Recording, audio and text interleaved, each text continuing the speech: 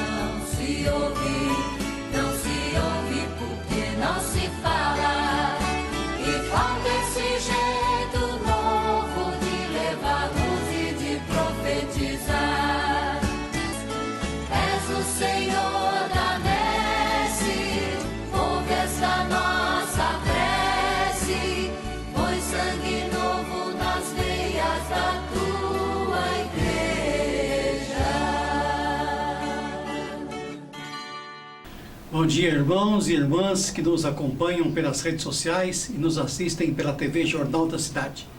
Sejam todos bem-vindos. Invoquemos a Santíssima Trindade e façamos o sinal da nossa fé. Em nome do Pai, do Filho e do Espírito Santo. Amém. Hoje somos convidados a refletir sobre a verdadeira sabedoria de Deus. Como missionários e missionárias, coloquemos em prática a palavra de Deus em favor da construção do reino. Iniciamos nosso programa Palavra de Fé cantando.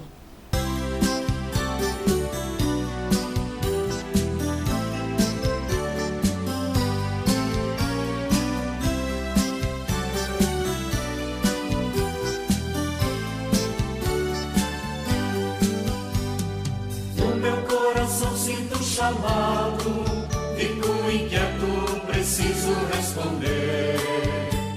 Então pergunto, mestre, onde moras? E me respondes que é preciso caminhar, seguindo teus passos, fazendo a história, construindo um novo no meio do povo. Seguindo teus passos, fazendo a história, construindo um novo no meio do povo.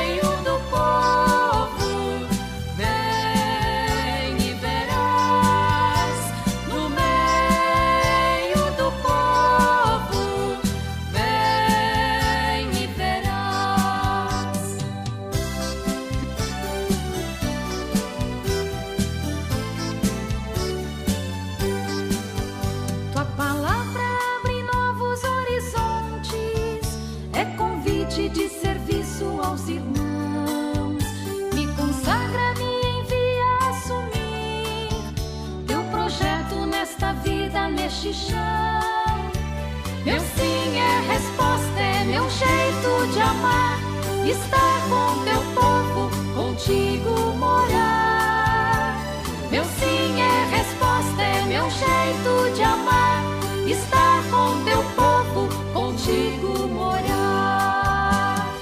Mestre, onde moras? Mestre, onde estás? No meio do povo, vem e verás. No meio do povo, vem e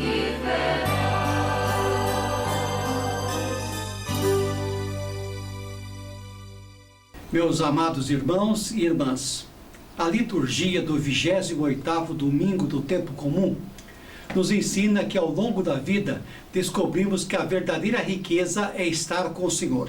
Ele é a fonte da sabedoria e sua palavra é viva, eficaz, capaz de nos conceder o maior de todos os bens, a vida eterna.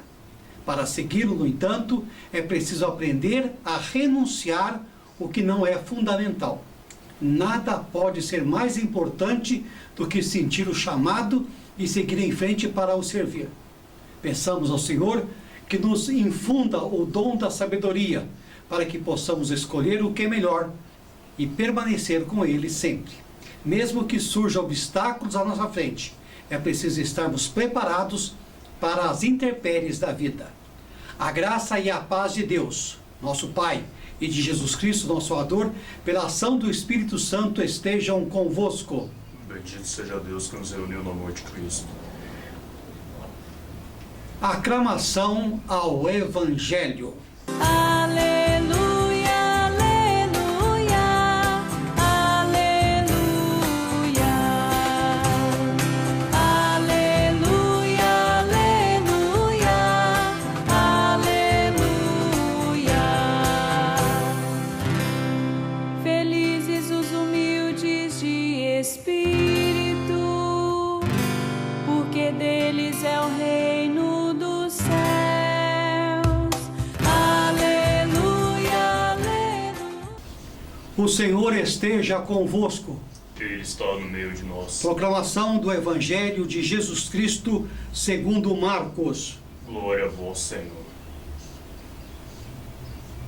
Naquele tempo, quando Jesus saiu a caminhar, veio alguém correndo, ajoelhou-se diante dele e perguntou: Bom mestre, que devo eu fazer para ganhar a vida eterna? Jesus disse: Por que me chamas de bom? Só Deus é bom e mais ninguém.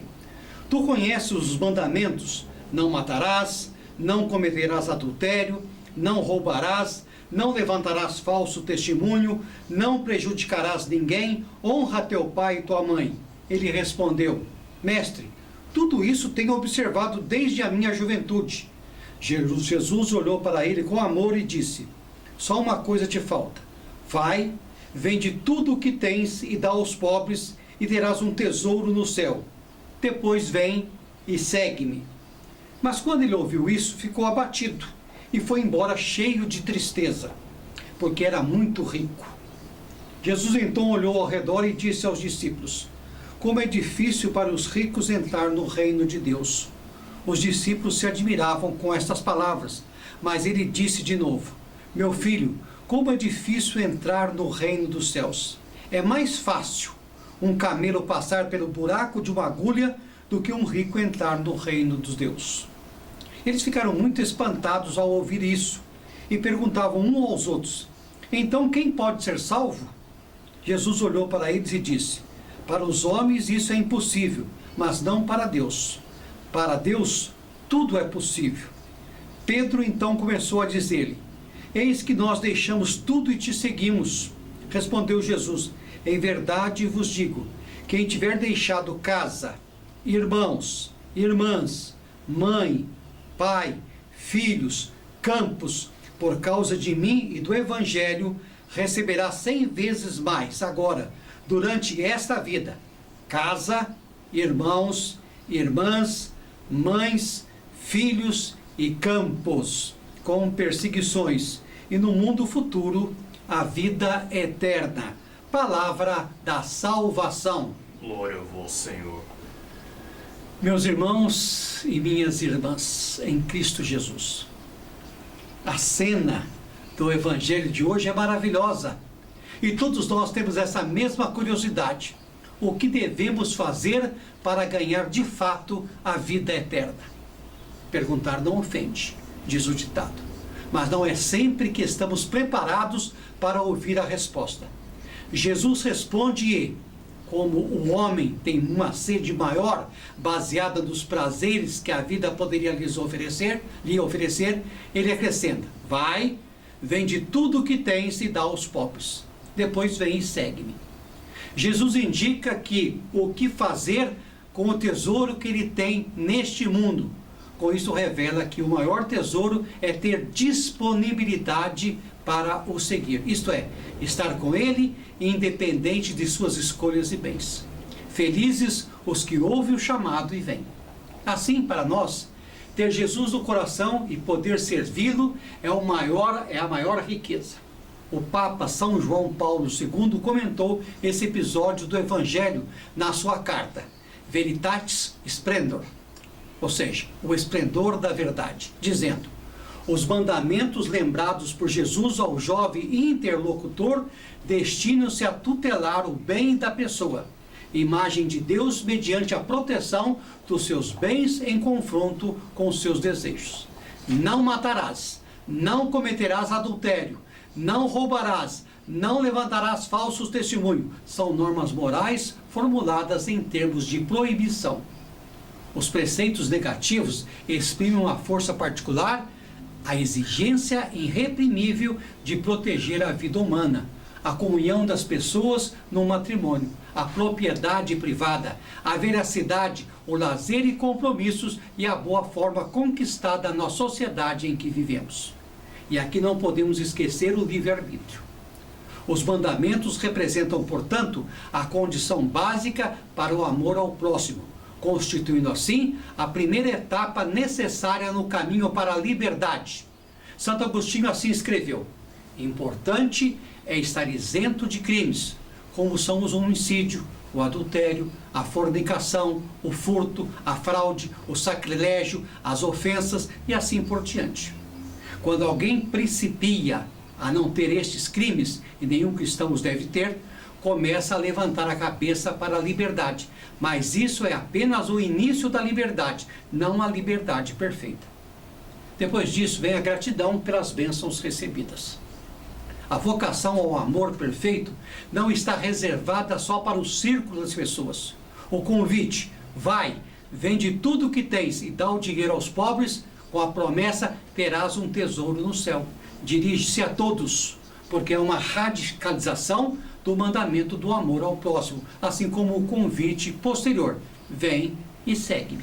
É a nova forma concreta do mandamento do amor de Deus, daqueles que deixam tudo para o seguir. Amarás, pois, o Senhor teu Deus de todo o teu coração, de toda a tua alma, de todo o teu entendimento e de toda a tua força. O segundo é: amarás o teu próximo como a ti mesmo.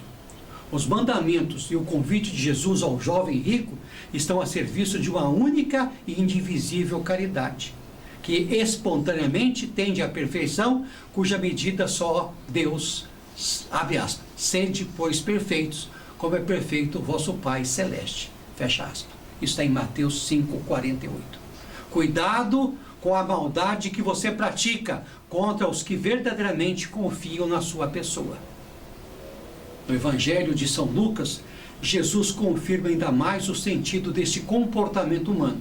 Sede misericordiosos, como também o vosso Pai é misericordioso. Lucas 6,36. Ao homem não é possível imitar e reviver o amor de Cristo unicamente com as suas forças e coragem. É preciso perseverança. O dom do Cristo é o seu Espírito, cujo fruto primeiro, conforme Gálatas 5,22, é a caridade. O amor de Deus foi derramado em nossos corações pelo Espírito Santo que nos foi concedido. Romanos 5,5. Santo Agostinho pergunta-se: É o amor que nos faz cumprir os mandamentos ou é a observância dos mandamentos que faz nascer o amor? E responde: mas quem pode pôr em dúvida que o amor procede à observância? Quem não ama está privado de motivações para cumprir os mandamentos. Ainda hoje em nossas famílias, os bens materiais e a preocupação com eles atrapalham o seguimento de Jesus. Quais os outros desafios e resistências para o engajamento no trabalho evangelizador e missionário? Na passagem do Evangelho de hoje, Jesus aponta 2 aspectos de conversão que devem ocorrer no relacionamento dos discípulos com os bens materiais. Marcos 10, 17 e 27. E no relacionamento dos discípulos entre si. Marcos 10, 28 e 31. Para poder entender todo o alcance das instruções de Jesus, é bom olhar novamente o contexto mais amplo em que Marcos coloca esses textos. Jesus está subindo para Jerusalém, onde será crucificado, conforme Marcos 8, 27, 9 e 30. Ele está entregando sua vida, sabe que vão matá-lo, mas não volta atrás. Esta atitude de fidelidade, de entrega à missão que recebeu do Pai, dá a Jesus as condições de apontar aquilo que realmente importa na vida. As recomendações de Jesus valem para todos os tempos, tanto para o povo daquela época de Jesus e de Marcos, como para nós hoje, aqui e agora. Pois o que importa em cada época é recomeçar a construção do reino, renovando o relacionamento humano em todos os níveis, para que esteja de acordo com a vontade de Deus, já que nada nos acontece por acaso.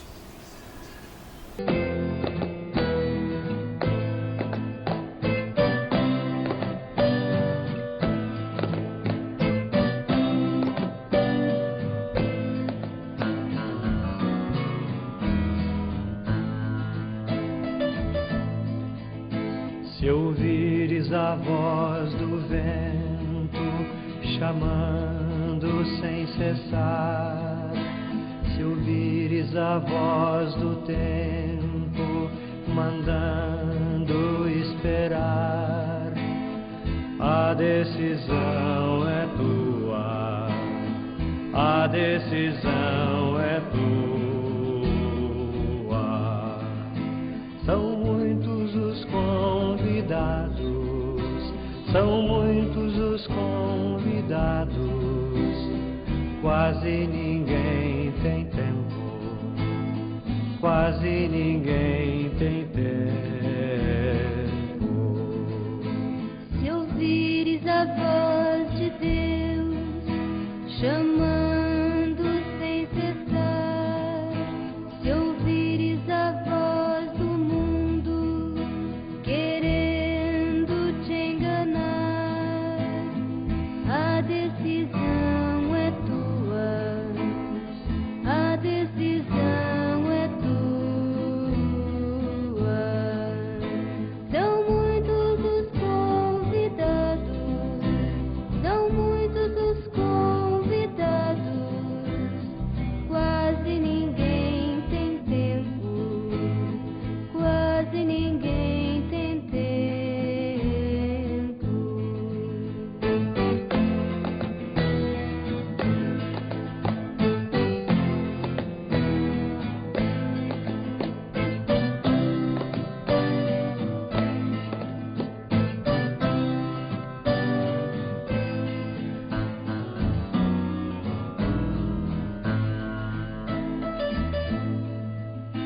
O trigo já se perdeu, Cresceu, ninguém colheu, e o mundo passando fome, passando fome de Deus.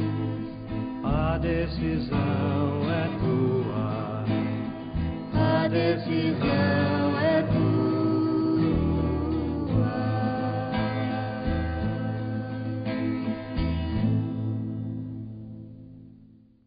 Meus irmãos e minhas irmãs, voltemos à reflexão da liturgia de hoje, que nos traz 2 assuntos importantes nos ensinamentos de Jesus. Primeiro, Conta a história do moço que perguntou pelo caminho da vida eterna.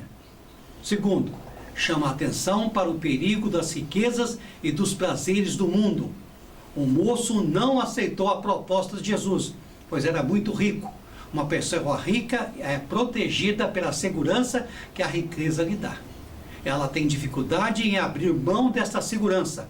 Agarrado às vantagens dos seus bens, vive preocupado em defender seus próprios interesses.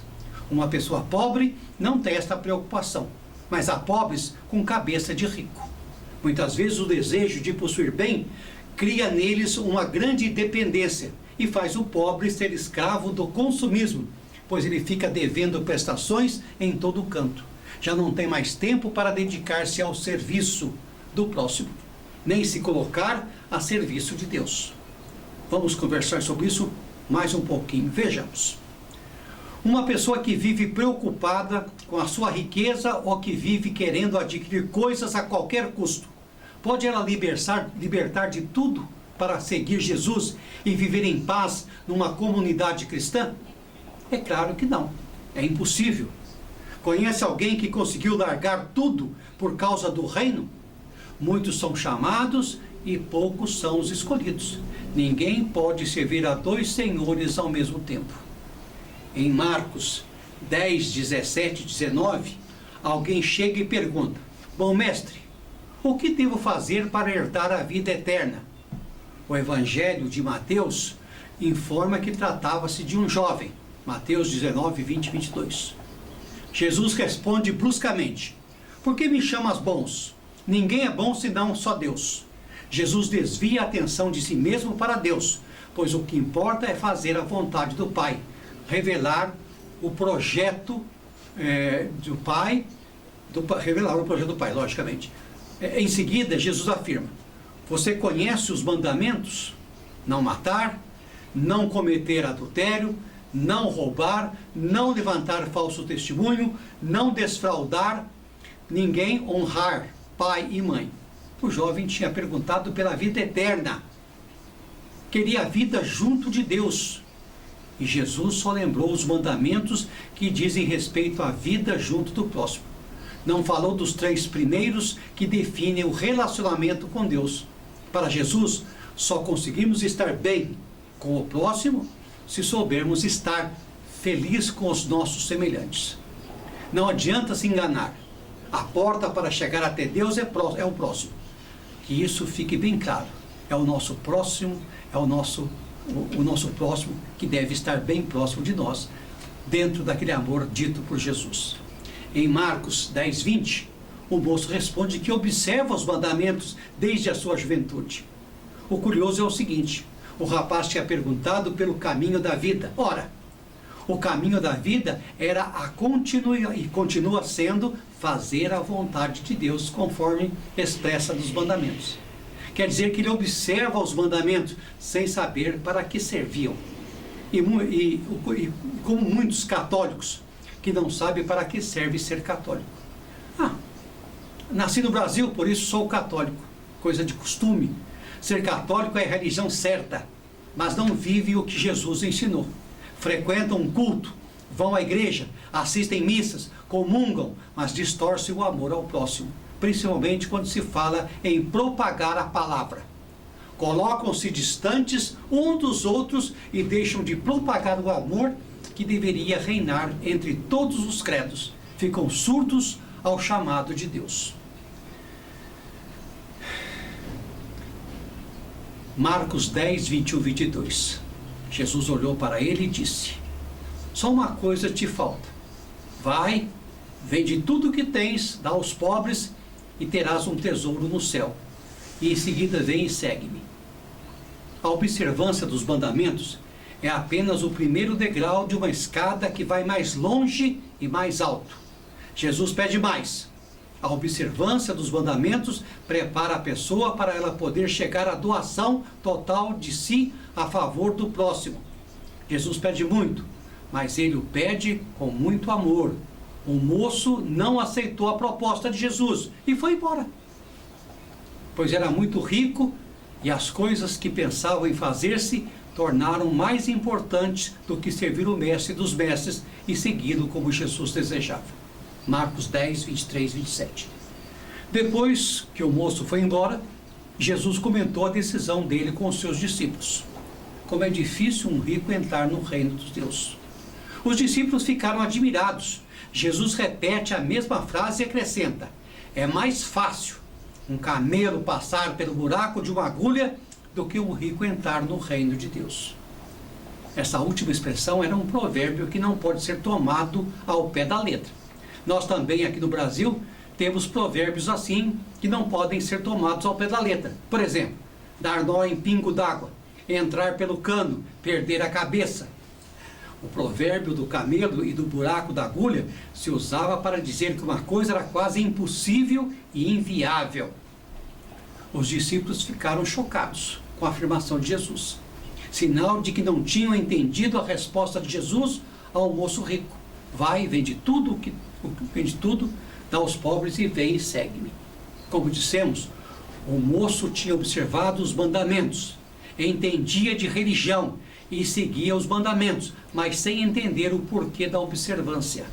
Algo semelhante estava acontecendo com os discípulos. Eles tinham abandonado todos os bens conforme Jesus tinha pedido ao moço, mas sem entender o porquê do abandono. Se tivessem entendido, não teriam ficado chocados com a exigência de Jesus. Quando a riqueza ou o desejo da riqueza ocupa o coração e o olhar, a pessoa já não consegue perceber o sentido da vida e do Evangelho. Só Deus mesmo para ajudar, pois para Deus nada é impossível. A frase, é mais fácil um camelo passar pelo buraco de uma agulha do que um rico entrar no reino, trata-se não da entrada no céu depois da morte, mas sim da entrada na comunidade ao redor de Jesus, porta estreita das muralhas que serviam as cidades na época de Jesus. Para não dar volta e entrar pelo portão principal, que muitas vezes ficava longe, entrava-se com toda a comitiva por esses portões apertados, inclusive os camelos com muito esforço, apelidados de buracos de agulha. Marcos 10, 28, 31. Por isso, Pedro pergunta: olha, nós deixamos tudo e te seguimos, o que é que vamos ter? Apesar do abandono, eles mantêm a mentalidade anterior. Não entendem o sentido do serviço e da gratuidade lhes oferecida por Jesus, da oportunidade que possuíam em seguir o Mestre. Abandonaram tudo para ter algo em troca. A resposta de Jesus é simbólica e deixa entrever que não devem esperar vantagem, nem segurança, nem promoção de nada. Devem acreditar, ter fé e confiança nos propósitos de Deus, que tudo sabe, até o que está previsto para o nosso futuro. Com certeza, Jesus sabia o verdadeiro destino daquele jovem, muito aplicado à religião, mas distante do reino de Deus. Ele optou pelos prazeres da vida.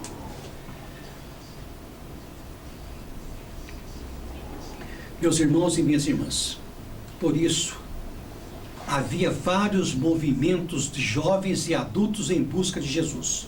E muitos procuravam uma nova maneira de viver e conviver em comunidade. Essênios, fariseus e mais tarde até os zelotes. Ficavam sabendo que dentro da comunidade de Jesus havia algo novo que a diferenciava dos outros grupos. Era a atitude frente aos pobres e excluídos para alcançar a vida eterna. Porém, abrir mão de tudo para o seguir era difícil demais e escolhiam outros caminhos. Jesus e a sua comunidade, ao contrário de muitos pregadores e profetas, viviam misturado com as pessoas excluídas, pessoas consideradas impuras, publicanos, pecadores, prostitutas, leprosos, doentes, desprezados e ignorantes. Jesus conhecia a riqueza e o valor que os muito possuía e reconhecia. Sua integridade comportamentais, sabia em quem podia confiar. Proclama os felizes, porque o reino é deles, dos pobres, dos sofredores. Define sua própria missão como anunciar a boa nova aos pobres. Lucas 4:18. Ele mesmo veio ao mundo e vive como pobre. Não possuía nada. para si e nem mesmo uma pedra para reclinar a cabeça. Lucas 9:58. E quem quer segui-lo, para conviver com ele, manda escolher ou Deus ou o dinheiro. Mateus 6:24. Manda fazer opção pelos pobres e não aos prazeres da vida. Marcos 10:21. A pobreza que caracterizava a vida de Jesus e dos discípulos caracterizava também a sua missão. Ao contrário dos outros missionários, os discípulos de Jesus não podiam levar nada, nem ouro, nem prata, nem 2 túnicas, nem sacola, nem mesmo suas sandálias. Mateus 10:9-10. Deviam confiar na hospitalidade de quem os acolhia. Lucas 9:4, 10:5-6. E caso fossem recebidos com amor pelo povo, deviam trabalhar como todo mundo e viver do que recebiam em troca. Lucas 10:7-8. Além disso, deviam tratar dos doentes e necessitados. Lucas 10:9 e Mateus 10:8. Então podiam dizer ao povo: o reino chegou. Por outro lado, quando se trata de administrar os bens, aquilo que chama a atenção nas parábolas de Jesus é a seriedade que ele pede no uso destes bens. Jesus quer que os prazeres estejam a serviço da vida. Lucas 16:6-13, 9:13. Para Jesus, ser pobre não é sinônimo de relaxado ou descuidado. Buscai primeiro as coisas de Deus, que as demais, aquilo que você tanto deseja, vos serás acrescentado. É preciso acreditar, ter fé e confiar. Este testemunho diferente a favor de todos era o passo que faltava no movimento popular da época. O movimento que se levantava para renovar a aliança, e eles a recomeçam restabelecendo o direito dos excluídos. Sem isso, a aliança não se refaz. Assim faziam os profetas, assim fez Jesus. Ele denuncia o sistema antigo que, em nome de Deus, excluía os pobres, as crianças, os fracos e oprimidos pela sociedade que viviam. Jesus anuncia um novo começo que, em nome de Deus, acolhe os excluídos. Este é o sentido e o motivo da inserção e da missão da comunidade de Jesus no meio dos seus escolhidos. Ele atinge a raiz e inaugura a nova aliança em favor daqueles que são capazes de deixarem tudo para o seguir. Mesmo quando todos os obstáculos e a própria ingratidão de um dos seus colaboradores para seus desafios maiores o nega, o trai, ele enfrenta a cruz que o aguardava. Amém? Amém. Poucos os operários, poucos trabalhadores, e a fome do povo aumenta mais e mais. Peço, Senhor da messe, ouve esta nossa prece, põe sangue novo nas veias da tua igreja.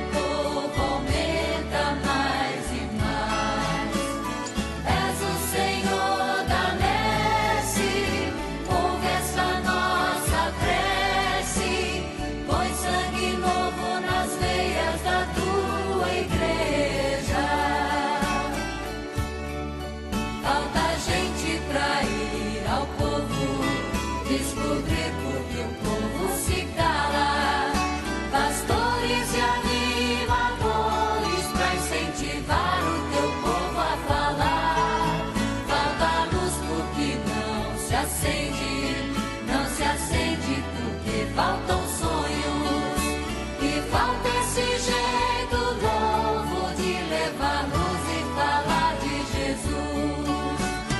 Poucos os operários, poucos trabalhadores, e a fome do povo aumenta mais e mais. És o Senhor da messe, ouve esta nossa prece, põe sangue novo nas veias da tua igreja. O Senhor esteja convosco. Ele está no meio de nós. Abençoe-nos e guarde-nos, ó Senhor Todo-Poderoso e cheio de misericórdia. Pai, Filho e Espírito Santo, Amém. cheios de fé e coragem em Deus, que em tudo nos fortalece, ide em paz. No poder do Espírito Santo, vamos em paz e que o Senhor nos acompanhe.